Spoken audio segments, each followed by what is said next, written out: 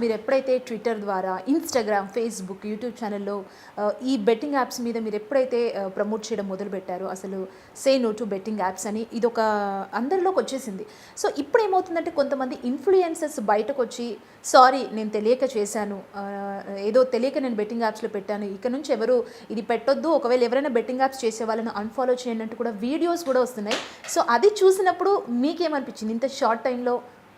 లేదు అట్లా అనేది వాళ్ళు కూడా మీకు ఫస్ట్ భాగం చెప్తాను, అది కూడా తప్పు. వాళ్ళు అట్లా నేను తెలియకుండా, ఎందుకంటే తెలిసి ఉంటుంది మీ ఒక సొంత కోసమే మీరు వేలాది మందిని బలి ఇచ్చి ఉంటారు కదా, దానికి మీరు you to pay for it కదా. మీరు దాని ద్వారా ఎంత సంపాదించారు, ఏం చేశారు అనేది కూడా బయటపడాలి.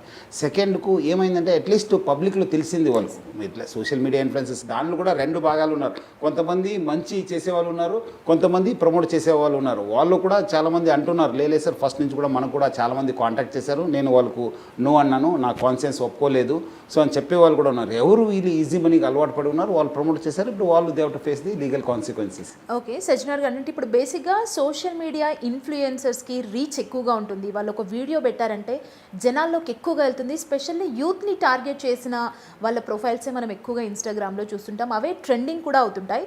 సో ఇట్లా బెట్టింగ్ యాప్ని ఎవరైనా ప్రమోట్ చేస్తే మనం వాళ్ళ మీద కేసు ఫైల్ చేయొచ్చా? ఇలాంటి ఆప్షన్స్ ఏమైనా ఉన్నాయా? డెఫినెట్లీ, ఎందుకంటే ఇప్పుడు ప్రమోట్ చేయడం అంటేనే అది ఒక ఇల్లీగల్ బిజినెస్ చేసినట్లు, ఒక ఇల్లీగల్ యాక్టివిటీ చేసినట్లు. డెఫినెట్లీ ప్రివెంట్ చేయాల్సిన బాధ్యత పోలీస్ పైన ఉంది, ప్రజలు కూడా బాధ్యత ఉంది.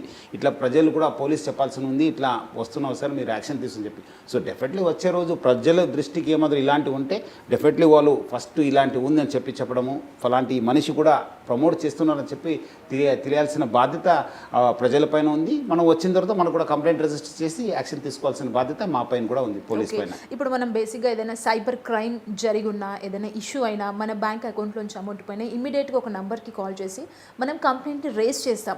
ఇట్లా బెట్టింగ్ ప్రమోషన్స్ మనం చూసినప్పుడు కానీ మనం ఒకవేళ కంప్లైంట్ చేయాలి అంటే అలాంటి సోర్స్ ఏదైనా తీసుకురాబోతున్నారా ఫర్దర్గా మీరు ఫైట్ చేసినారా? అంటే ఇప్పుడు మనము అట్లా చేస్తే కాదు కదా, ఇది పోయి ఎవరో ఒకరు చెప్పాల్సి ఉంటుంది, ఇట్లా యాప్ డౌన్లోడ్ చేశాను ఇంత చేస్తున్నారు అనేది. సో డెఫినెట్లీ వాళ్ళు పోలీస్ స్టేషన్కి వెళ్తేనే బాగుంటుంది. అదర్వైజ్ ఆల్సో 1930 వాళ్ళు కంప్లైంట్ చేయవచ్చు, ఇట్లా బెట్టింగ్ యాప్స్ చేస్తున్నా అని చెప్పి. ఆల్రెడీ అది ఫ్రీ నెంబర్ ఉంది, సో దాని ద్వారా కూడా మనకు యాక్షన్ తీసుకోవడానికి ఉంది. అది మన స్టేట్కి వస్తుంది, సెంట్రల్ కూడా ఇస్తుంది, మళ్ళీ అది కూడా డీటెయిల్గా వాళ్ళు ఇన్వెస్టిగేషన్ చేస్తారు.